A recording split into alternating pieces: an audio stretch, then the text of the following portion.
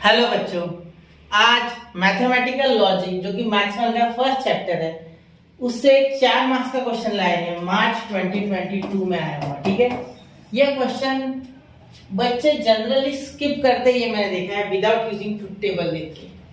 ठीक है, क्यों? क्योंकि उन्हें लॉज नहीं आते। अभी लॉज मुश्किल नहीं है बेटा, एक्चुअली आपको करने चाहिए। ठीक है, मुश्किल नहीं है। 10 लॉज है सिर्फ। कौन कौन से? तो आइडेम्पोटेंट, ठीक है, commutative, associative, distributive, De Morgan's, identity, complement, उसके बाद absorption, conditional, biconditional. 10 laws है। ठीक है, किसी लॉज के 2 से 3 टाइप्स है। ठीक है, अलग अलग है वो। तो ऐसे आपको पूरे के पूरे अगर मैं टोटल कैलकुलेट करूँ तो 16 to 17 आपको कुछ उसमें एक लॉ के 4 टाइप है। किसी किसी के आइडेंटिटी के 4 है, कॉम्प्लीमेंट के 2 है, डिस्ट्रीब्यूटिव के 2 है, एसोसिएटिव के 2 है, तो डिमॉर्गन्स के भी 2 है, कंडीशनल 1 है, बाय कंडीशनल 1 है। तो उस हिसाब से आपको 16-17 करने होंगे। कर लेना बेटा, 5 मिनट देना उसको। ठीक है, और अगर मुझसे होता है तो ऐसे मैंने ऑलरेडी एक्सप्लेन किया है। स्टार्टिंग में आप मेरे लेक्चर देखो मैथमेटिकल लॉजिक का, जब मैंने ये 1.4 पढ़ाया था उसका बेसिक्स डाला है मैंने चैनल पे। ठीक है, तो उसमें मैंने लॉज एक्सप्लेन किया, उसे याद करने का तरीका भी एक्सप्लेन किया। ठीक है, तो एक बार जरूर देखना। और मैं वापस से बनाऊंगा एक बार वो लेक्चर, सोच रहे हो बनाने का तो बना देंगे। ठीक है, चलो आप कमेंट कर देना, मैं जल्दी से बनाने की कोशिश करता हूँ वैसे। ठीक है, अगर आपको जरूरत है तो P एंड Q, ठीक है, और नेगेशन P एंड Q और P and negation Q is equivalent to P और Q। ठीक है, चलिए इज इक्विवेलेंट टू, तो आपको ये सॉल्व करना है और इसके पास जाना है। ठीक है, याद रखना है, मुझे बड़ा वाला लेना और सॉल्व कर देना।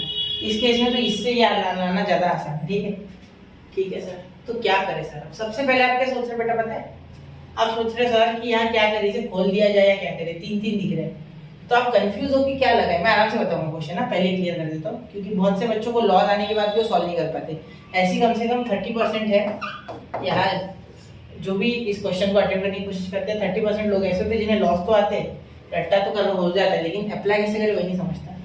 तो मैं अप्रोच थोड़ी सी बिल्ड करने की कोशिश करूंगा जितनी मुझसे हो पाए। ठीक है, तो P एंड Q बोला गया है, फिर और दिया गया है, फिर नेगेशन P एंड Q, फिर बोला गया है P एंड नेगेशन Q। ठीक है बेटा, अब आप ना सब में कुछ कॉमन ढूंढ गया। आप इसको इधर से इधर लेके नहीं जा पाओगे, और कोशिश की भी तो कोई दिक्कत नहीं है, लेके जा सकते हो क्योंकि लॉजिकल कनेक्टिव्स तो सेम है ना, तो एसोसिएटिव लग जाएगा। ठीक है, कोई दिक्कत नहीं उसमें। ठीक है, लेकिन आपको पास में ही नेबर में ही देखो Q मिल रहा है सेम टू सेम। ठीक है, अगर आप चाहते हो तो यहाँ इसे ले जाके ये P भी कर सकते हो। ठीक है, लेकिन Q अलग है, फिर वही हो जाएगा काम। उससे अच्छा ये करो ना, यहाँ P अलग है तो क्या फर्क पड़ रहा है?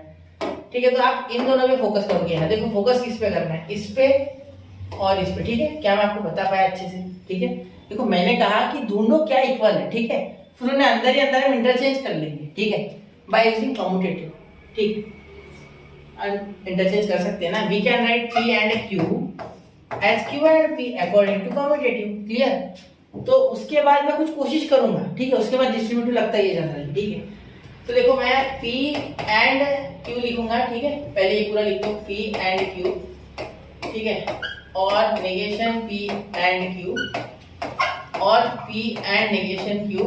ठीक है, तो इसे अगर सॉल्व करोगे बेटा तो ध्यान देना, यहाँ मैं इसे चेंज करने जा रहा हूँ इसे। ठीक है, किसी को और को हाथ नहीं लगाऊंगा, P एंड Q ऐसे रखूंगा। ठीक है, यहाँ ये नेगेशन P है ना। ठीक है, तो मैं तो बोलता हूँ P एंड Q को भी चेंज कर दो, Q एंड P लिख दो, Q एंड P। ठीक है, बाय यूजिंग कम्यूटेटिव। देखो इसे मैं उल्टा लिख रहा हूँ, देखो यहाँ आपको दिख रहा है क्या?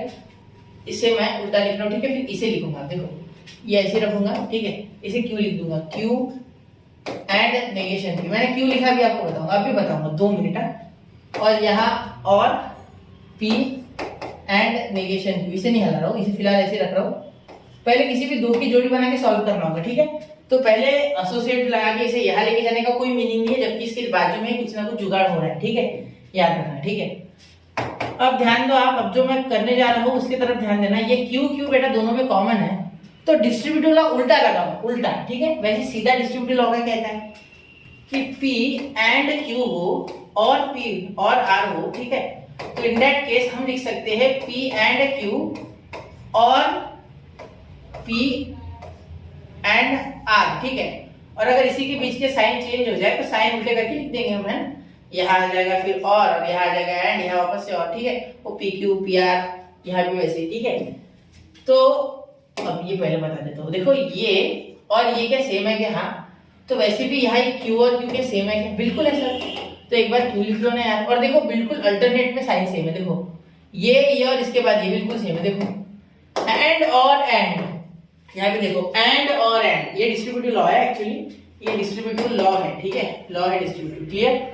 तो यहाँ भी मैं पी लिख रहा हूँ, देखो पी, तो या क्यू लिख लिया।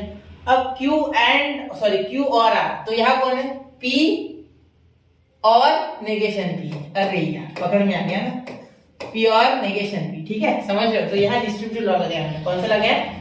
Distributive law. और नेगेशन पी और पी जैसे दिखता है मैं अंदर से खुश हो जाता हूँ, क्यों? क्योंकि मुझे पता है इसका आंसर आने वाला है बेटा ट्रू। क्या आने वाला है? ट्रू, समझ लो। और यहाँ बीच में इसके कौन सा है यार? यहाँ एंड आएगा, ठीक है, सॉरी एक्साइटमेंट में बीच का साइन देना ही भूल गया, एंड आता है इसके बीच में, कौन सा आता है?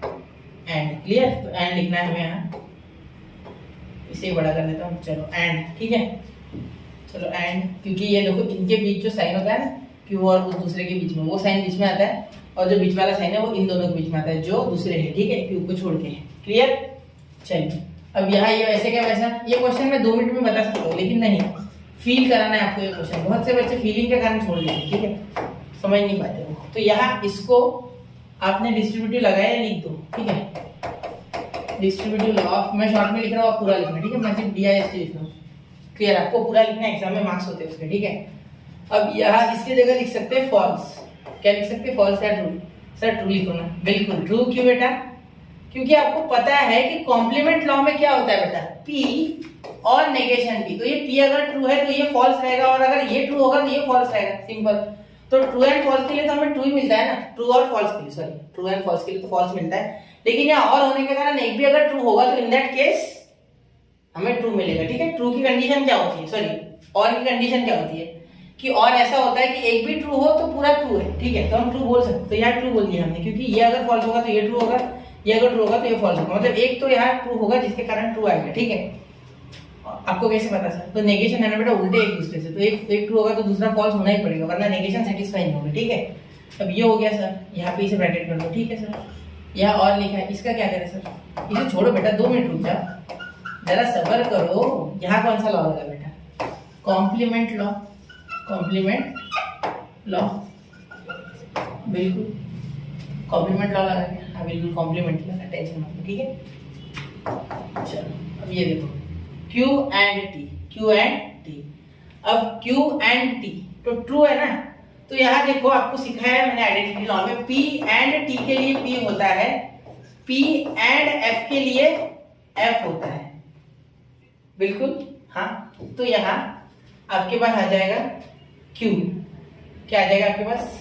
Q, बिल्कुल सर, बिल्कुल Q आएगा, क्यों नहीं आएगा Q, ठीक है। फिर अब यहाँ और, ठीक है, इसके लिए Q आ गया, यहाँ और यहाँ P एंड नेगेशन Q, ठीक है।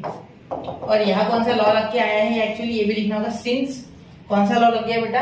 Identity law. कौन सा? आइडेंटिटी लॉ, ठीक है। अब ये क्वेश्चन है ना बड़े ही ध्यान से करने होते हैं, गलतियां होने के चांसेस इसमें बहुत होते हैं, मैं मानता हूँ ये बात, और इसी कारण से बच्चे इससे डरते हैं। एक्चुअली मुश्किल नहीं है, ठीक है, थोड़ा सा कंसेप्चुअल ज्यादा है। मैथमेटिकल लॉजिक चैप्टर जब बोलता हूँ ना तो बच्चे बोलते बहुत आसान है, फिर इसलिए उनको ये दिख जाता है तो मुश्किल बोल देते। तो ऐसे पहले आसान मत समझना यार। 1.4 एक्सरसाइज और 1.5 एक्सरसाइज में जब जब मैंने देखा है कि using without using truth table में बच्चों को बोलता हूँ तो बच्चे वहां डगमगा जाते कहीं ना कहीं, ठीक है। तो होना नहीं चाहिए, आपको प्रैक्टिस करनी है, ठीक है, आदत डालो। ये ट्रुथ टेबल वाला मैटर सही है, ठीक है, लेकिन ये बहुत आसान है, उसमें बहुत सारा लिखना होता है, कितना समझ आता है। यहाँ तो मैं समझा रहा हूँ इसलिए समझ आ रहा है, वरना ये 2 मिनट का आंसर है, ठीक है। देखो कितना सा लिखना है ट्रुथ टेबल में, टी टी टी टी, फिर एफ एफ एफ एफ और टी एफ टी एफ। एक छोटा भी गलती हो गया तो ट्रू या फॉल्स भी गलत हो जाएगा, ध्यान भी अच्छे से रखना पड़ता है इसमें। ज्यादा वैसे कुछ बहुत ज्यादा कॉन्सेंट्रेशन से करने की आवश्यकता नहीं है, आप लॉ याद है और थोड़ा सा एप्लीकेशन आता है तो चलो कर दो, ठीक है। चलिए समझ रहे हो मेरी बात। और स्विचिंग सर्किट में तो ये काम में आएगा, याद रखना। जब रिड्यूस करना होता है सर्किट को, जब बोलते हो कि सिंप्लीफाई द गिवन सर्किट, तब आपको यही करना पड़ेगा, ठीक है, उसके लिए ऑप्शन नहीं है। अब यहाँ डिस्ट्रीब्यूटिव लॉ सीधा लगेगा, ये अंदर जाएगा इसके पास, ठीक है, फिर ये इसके पास अंदर जाएगा, एंड आएगा बीच में, क्योंकि इनका जो साइन होता है वो बीच में आता है, क्यू और नेगेशन क्यू, और यहाँ आ गया डिस्ट्रीब्यूटिव लॉ। डिस्ट्रीब्यूटिव लॉ वापस से एक बार लग गया, ठीक है, बल्कि टेक्स्ट बुक का एग्जाम्पल है मेरे हिसाब से, ठीक है। तो क्या था डिस्ट्रीब्यूटिव लॉ? पी और क्यू P और Q bracket Q and R के लिए था P और Q एंड P और R। तो ये था आपका डिस्ट्रीब्यूटिव लॉ।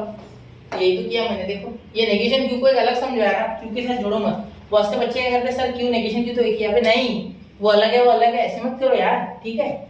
चलो तो यहाँ देखो इसके लिए क्या हो गया, ये तो आ गया आपका आंसर। देखो इसे उल्टा लिखो, सिर्फ P और Q, ठीक है।